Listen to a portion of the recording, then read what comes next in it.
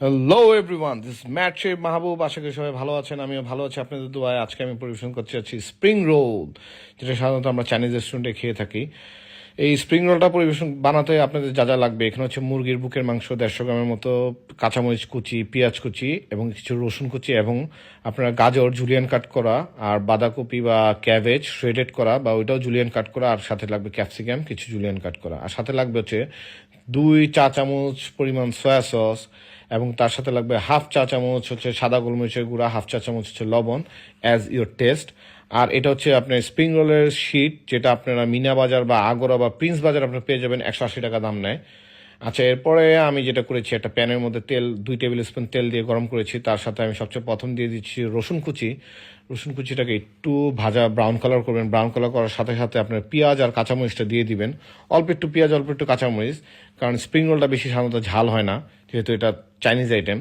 এর সাথে আপনি দিয়ে দিবেন সবচেয়ে প্রথম জুলিয়ান কাট করা ক্যারট বা গাজর, সরি আমি বলতে ভুল করেছিলাম, জুলিয়ান কাট করা ক্যারটটা দিয়ে দিবেন। ক্যারটটা একটু ভাজার পরে আপনি দিয়ে দিবেন হচ্ছে ক্যাবেজ বা পাতাকপি বা বাঁধাকপি, যে যেটা বলেন।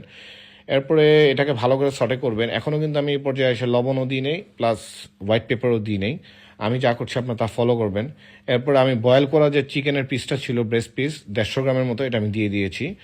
এর সাথে এখন আমি দিব হচ্ছে আপনার সল্ট এবং হোয়াইট পেপারটা আমি দিয়ে দিব।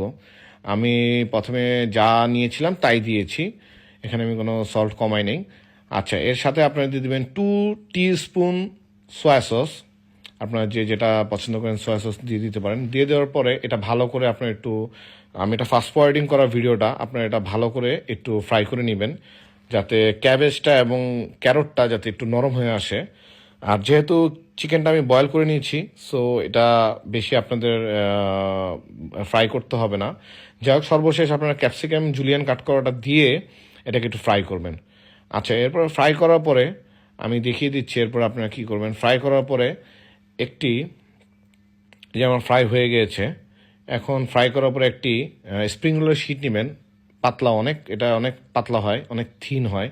আচ্ছা, যাই হোক, এরপরে এখানে প্রায় 1 টেবিল স্পুনের মতো ওই যে পুরটা আমি বানিয়েছি, ওই পুরটা এভাবে দিবেন, দিয়ে এটা রোল করবেন। আর তার সাথে আমি বলে রাখি, এখানে আমি 2 টেবিল স্পুন ময়দা বা আটার সাথে 4-5 টেবিল স্পুন পানি দিয়ে একটা ইটেবল গ্লু বানিয়ে নিয়েছি, যেটা সাধারণত সমুচার মধ্যে ইউজ করে থাকে হোটেলে বা রেস্টুরেন্টে। সো এটা ইটেবল গ্লু, এটা আপনার আঠার মতো কাজ করে। যাই হোক, এভাবে করে রোল করে আপনি এটা বানিয়ে নেবেন। যদি প্রয়োজন পড়ে আপনার এটা পিছে টেনে একটু দেখে নিন আমি কীভাবে রোলটা করেছি। আমি এভাবে 10টা রোল করেছি আজকে স্প্রিং রোলের। এটা অ্যাজ লাইক সেম চাইনিজ রেস্টুরেন্টের মতো হয়েছে। একটা পাত্রে, একটা ফ্রাই প্যানের মধ্যে তেল দিবেন, একটু ডোবা তেল লাগবে। তেল দিয়ে তেলটা গরম করে এরপরে আপনারা স্প্রিং রোলগুলো ছেড়ে দিবেন। স্প্রিং রোলগুলো ছেড়ে দিয়ে আপনারা আঁচটা মিডিয়াম আঁচে দিয়ে দিবেন, আর খুব লো আঁচে এটাকে ভাজতে হবে।